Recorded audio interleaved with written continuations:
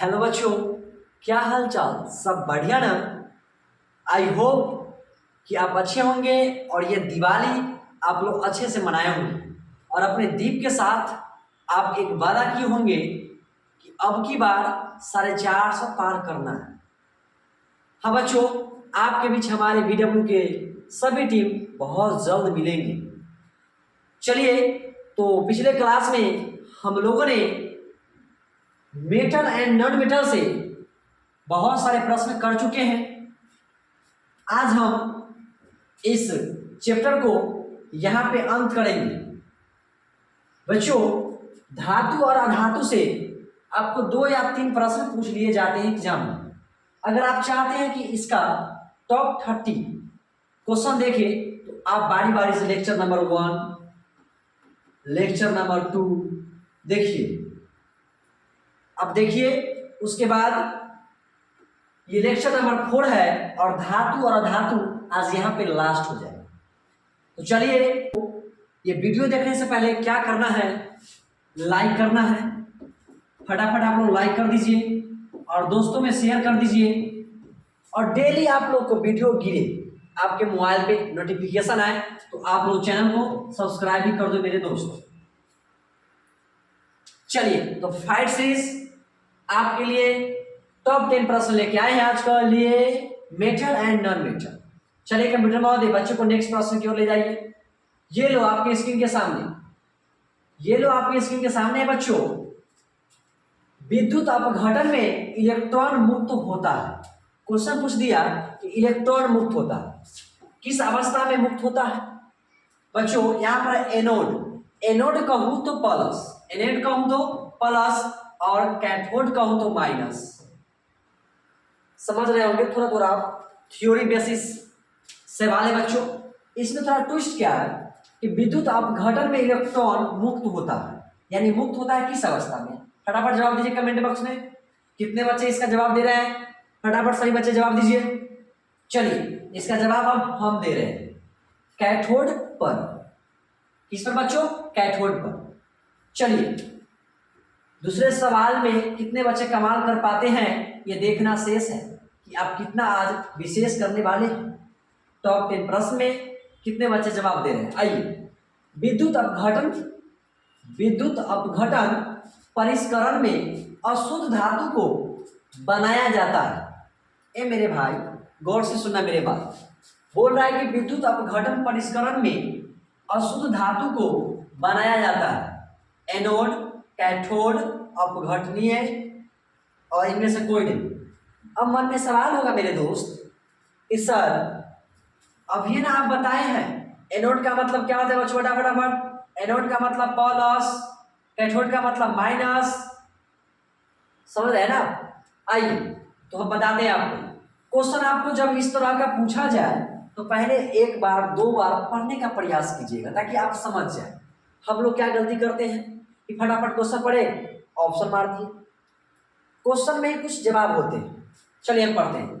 विद्युत अपघटन परिष्करण में अशुद्ध धातु को बनाया जाता है। यह बात यहाँ फसल है कि अशुद्ध धातु, अशुद्ध धातु को क्या बनाया जाता है? बताओ फटाफट।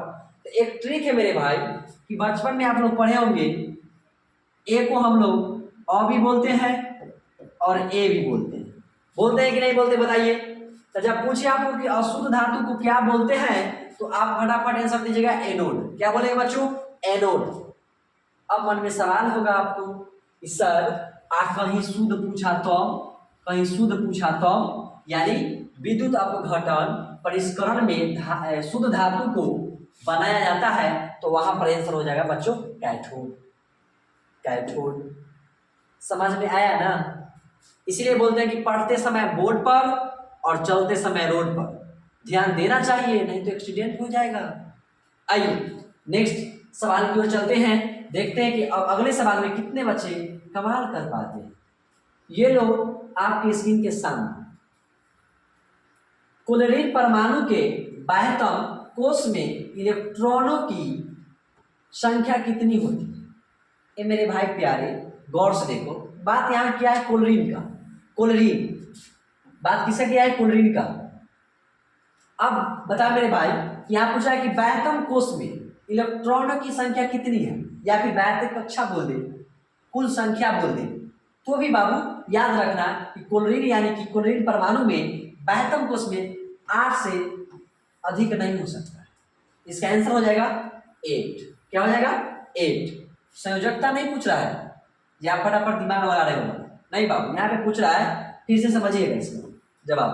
क्लोरीन परमाणु के बाह्यतम कोश में इलेक्ट्रॉनों की संख्या कितनी होती है? तो भाई 8 से न ज्यादा होगा न कम होगा, बस 8 होगा, याद कर लेना। चलिए अब देखते हैं कि नेक्स्ट सवाल में कितने बच्चे कमाल कर पाते हैं, क्योंकि ये चैप्टर आज एंड हो जाएगा। चलिए हम लोग फाइट सीरीज लेके आए हैं सभी बिहार के बच्चों के लिए, और हमारे बारी बारी से सभी टीम आने वाले हैं। थोड़ा वेट कीजिए। अगर आपका गोल सेट है कि अब की बार 400 पार करना है, तो वेट किस बात का, देर किस बात का, पढ़ाई शुरू कर दीजिए। आइए, सोडियम की परमाणु संख्या है, फटाफट सारे भाइयों सुनो मेरे बात, सोडियम का परमाणु संख्या, फटाफट जवाब दो, जवाब दो। तो सर सोडियम का परमाणु संख्या होता है 11, और संकेत क्या होता है बाबू? Na। क्या होता है? Na। और सोडियम का परमाणु संख्या कितना होता है? 11। हमारा ऑप्शन नंबर हो गया ए। चलिए मैं आशा करता हूं कि इस सवाल में बहुत सारे बच्चे कमाल किए होंगे।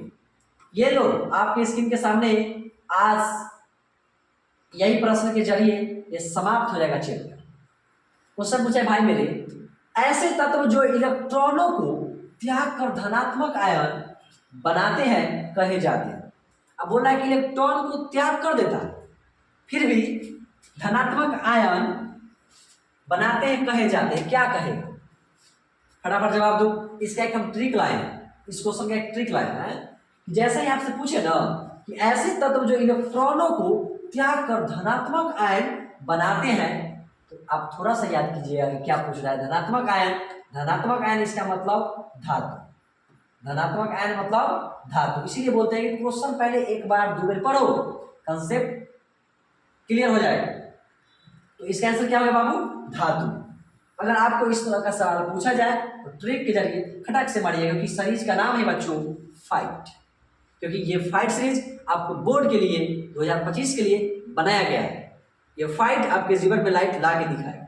चलिए तो मैं आशा करता हूं कि आज आपका ये चैप्टर खत्म हो गया, यानी बच्चों धातु, धातु और अधातु, धातु और अधातु चैप्टर से हम लोगों ने टॉप 30 प्रश्न देखा। कितने प्रश्न देखा? टॉप 30 प्रश्न देखा। अब हम नेक्स्ट लेक्चर लेके आएंगे आप सबके बीच बच्चों श्वसन का। किसका? श्वसन का, श्वसन का बच्चों। ये बायोलॉजी का चैप्टर है बच्चों, बायोलॉजी का चैप्टर है बच्चों, बायोलॉजी का सेकेंड चैप्टर है। कौन सा चैप्टर है बच्चों? सेकेंड चैप्टर है। तो फटाफट से आप लोग जवाब दीजिएगा कितने मार्क्स लाए हैं। फिर मिलते हैं नेक्स्ट लेक्चर में, तब तक के लिए जय हिंद, जय भारत।